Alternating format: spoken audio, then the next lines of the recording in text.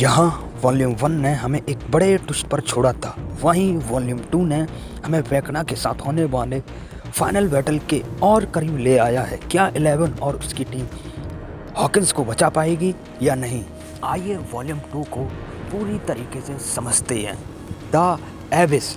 अब तक हम जानते थे कि अपसाइड डाउन को हॉकिंस का एक उल्टी दुनिया कहा जाता था, लेकिन जो डस्टिन है उसने साबित कर दिया है जिसे हम अपसाइड डाउन कहते हैं वो एक ब्रिज है, मतलब कि एक वार्म होल, और सबसे बड़ा खतरा द एबिस ही है। यह एक अलग डायमेंशन होती है जहां माइंड फ्लेयर, डेमोगॉर्गन, अभी तक हमने सीजन 1 से लेकर सीजन 4 तक जितने भी हमने मॉन्स्टर देखे हैं वो सब यहीं से आते हैं। और वेकना ने इस वर्म होल का इस्तेमाल करके इन दोनों दुनियाओं को जोड़ना चाहता है। द ब्लड ऑरिजिन, मतलब कि शक्तियों का काला सच, मतलब कि अभी तक हमें ये लग रहा था कि जो 11 है उसकी जो पावर्स हैं वो जन्म से ही हैं, लेकिन ऐसा नहीं है। इस सीजन में इसका सबसे बड़ा खुलासा होता है, मतलब कि जो डॉक्टर बैनर थे, 11 जिसे पापा पापा कह के बुलाती थी, तो मेरे दोस्तों उनका एक प्रोजेक्ट था और उस प्रोजेक्ट का नाम था जेनेटिक मैनिपुलेशन। जी हाँ, हेनरी क्रिल मतलब कि वेकना के पास जो शक्तियाँ थी वो एक नेचुरल शक्तियाँ थी। डॉक्टर बैनर ने हेनरी के खून का इस्तेमाल कर 11, काली, ऐसे कई पावरफुल बच्चों का आविष्कार किया था। इसका मतलब है कि 11 और जो वेकना है वो एक ही खून के हैं, मतलब कि ब्लड कनेक्शन, जो कि उनकी दुश्मनी को और गहरा कर देते हैं। अब बात करते हैं विल वायर्स के संघर्ष की। तो देखो मेरे दोस्तों, जो विल है उसकी कहानी इस बार सबसे ज़्यादा इमोशनल रही है। उसने आखिरकार अपनी पहचान साबित की है कि वो एक गे है, सबके सामने स्वीकार किया। जो उसने ये बात स्वीकार की है, इससे उसका जो कैरेक्टर है वो मतलब मजबूती पकड़ता है। हालांकि उसका वेकना से जुड़ा अभी भी ख़त्म नहीं हुआ है। वेकना ने विल के दिमाग को फिर से कब्जे में लिया और उसे अपनी ही टीम की जासूसी के लिए मजबूर किया है, जिसका मतलब यह है कि डस्टिन ने एक प्लान बनाया है बॉम्ब वाला। तो मेरे दोस्तों वेकना को ये मालूम पड़ सकता है। आइए, अब आप ये सोच रहे होंगे ये बॉम्ब वाला प्लान क्या है, उसी पे मैं आता हूँ। नेक्स्ट है डस्टिन का मास्टर प्लान। मेरे दोस्तों, डस्टिन ने महसूस किया कि वेकना को सीधा नहीं मारा जा सकता है, इसलिए उसने सप्लाई लाइन काटने का फैसला किया, मतलब कि वर्म होल को तोड़ने का। जो वो ब्रिज है उसको बॉम्ब से उड़ा देंगे, वेकना को पहले मारेंगे और फिर जो ब्रिज है उसको तोड़ देंगे।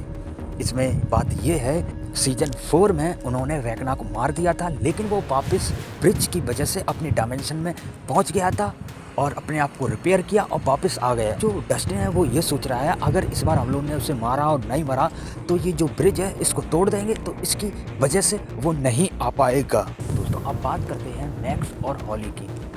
तो जो मैक्स और जो हॉली होते हैं वो अपनी दुनिया में पहुंचने की कोशिश करते हैं और तभी उधर आ जाता है वेकना। और मेरे दोस्तों, इधर जो विल है वो अपनी पूरी पावर दिखाता है, मतलब कि वो वेकना की टांग तोड़ देता है। तो इससे हमें एक चीज़ मालूम पड़ती है, अगर जो विल है वो अपनी पूरी पावर लगा दे तो शायद वो वेकना को कंट्रोल या मार सकता है।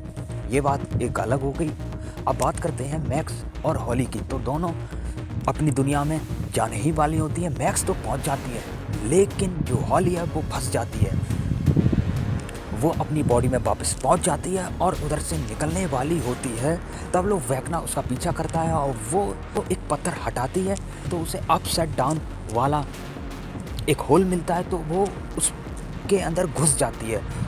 और जैसे ही वो घुसती है तो उसे मालूम पड़ता है कि वो तो उल्टी दुनिया में जा रही है। तो उधर उसकी बहन, डस्टिन वगैरह होते हैं, वो नीचे आसमान से नीचे गिर रही होती है और मतलब मरने ही वाली होती है कि तभी जो वेकना होता है वो उसे खींच लेता है। फिर जो डस्टिन है वो दिमाग लगाता है कि ऊपर भी एक दुनिया है। तो मेरे दोस्तों, ये वही दुनिया होती है। और फिर डस्टिन बताता है कि जो वेकना है वो उस दुनिया को और हमारी जो दुनिया है उसको जॉइंट करने वाला है। तो इधर जो स्टीव है वो प्लान बताता है कि उसे जोड़ने दो, और जैसे ही हल्का पास आएगा तभी जो 11 और काली है वो दोनों जाएंगी, वेकना से लड़ेंगी। और तब तक मैं मतलब कि स्टीव और डस्टिन बम लगा देंगे, जिससे वेकना भी मर जाएगा और ये जो ब्रिज है इसका कनेक्शन भी टूट जाएगा। अब मैं बात कर रहा हूँ काली की, मतलब कि 8 की। ये जो काली है उसकी वाइल्ड कार्ड एंट्री है, मैं मानता हूँ। तो देखो, जो काली है वो ना केवल वापस आई है बल्कि उसने एक चौंकाने वाला खुलासा किया है। उसे सरकारी लैब में कैद किया गया, जहां डॉक्टर के मतलब कि लिंडा हैमिल्टन उसके खून का इस्तेमाल करके गर्भवती महिलाओं पर कर रही है, ताकि नए सुपर पावर वाले मतलब बच्चों की सेना बनाई जाए, जैसे कि काली है, मतलब कि 8, 11 ऐसे बच्चे बनाए जाएं। काली का मानना है कि अगर इस साइकिल को हमें ख़त्म करना है तो इसका एकमात्र तरीका है, वो ये कि 11 और खुद 8 मतलब कि काली को मरना पड़ेगा, ताकि सरकार के पास भविष्य के प्रयोगों के लिए कोई सोर्स मटेरियल ना हो। और हाँ मेरे दोस्तों, अब मैं आपको बताता हूँ एक्जॉटिक मैटर के बारे में। तो डस्टिन ने इधर खोजा कि अप्स एंड डाउन को थामे रखने वाली एक शक्ति है जिसका नाम है एक्जॉटिक मैटर, मतलब कि एक रहस्यमयी प्रकार की ऊर्जा होती है। जब नैन्सी ने इस पर गोली चलाई तो उसमें से एक पावर निकली, तो उसने हर चीज़ को पिघलाना शुरू कर दिया, केवल और केवल ह्यूमन स्किन के अलावा। तो इससे मुझे एक थ्योरी मालूम पड़ती है कि जो ये एक्जॉटिक मैटर है वो केवल उन्हीं चीज़ों को पिघला सकता है जो उस डायमेंशन की हैं। और तभी जो वो दीवार थी जिसे 11 तोड़ना चाहती थी, और वो उस पावर से टूट जाती है, और फिर हमें तभी दिखाया जाता है एक ब्रिज। और हाँ मेरे दोस्तों, जो डस्टिन है और जो स्टीव है, उन्हें लग रहा था कि उस दीवार के पीछे वेकना और जो बच्चे गायब हुए हैं वो उधर ही हैं, लेकिन फिर हमें मालूम पड़ जाता कि वो उधर नहीं है, वो हैं द एफसी में। दोस्तों अब बात करते हैं एंडिंग की, कि वेकना ने 12 ही बच्चे को क्यों लिया और उनसे क्या करवाना चाहता है। बेशक हमें पता है कि वो एफसी और अर्थ को जोड़ना चाहता है, मतलब एक दुनिया बनाना चाहता है जिस पर केवल और केवल उसका राज चले। लेकिन मेरे दोस्तों मैं बता दूं, शायद जो मुझे लग रहा है, देखो मेरे दोस्तों, उसने विल को किडनैप किया था, फिर उसके मुंह में पाइप डाला और उसे अपने काबू में लिया, उससे जासूसी करवाई। तो यही सब चीज़ें वो इन बच्चों के भी साथ कर रहा है। ठीक है मेरे दोस्तों, बराबर है ना। लेकिन मेरे दोस्तों मैं ये भी मालूम पड़ता है कि जो वेकना है वो विल को बताता है कि आधी से ज़्यादा चीज़ें तुमने बनाई है, जैसे कि सुरंगें और कई सारी चीज़ें वो तुमने बनाई हैं, ना कि मैंने। तो मेरे दोस्तों मैं आपको बता दूं, जो छोटे बच्चों का दिमाग होता है वो ज़्यादा एक्टिव होता है और दूसरा ज़्यादा क्रिएटिव, ये चीज़ आपको भी पता है। तो मेरे दोस्तों जो वेकना है वो इन 12 बच्चों का यूज करेगा कुछ बड़ा बनाने में, कुछ।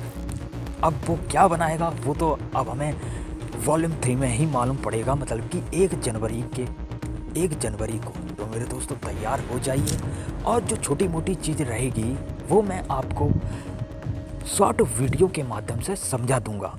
फिर भी आपको कुछ पूछना हो, हिडन डिटेल्स वगैरह, उसका भी एक अलग से वीडियो बनाऊंगा। तो मिलते हैं हम लोग बहुत जल्दी।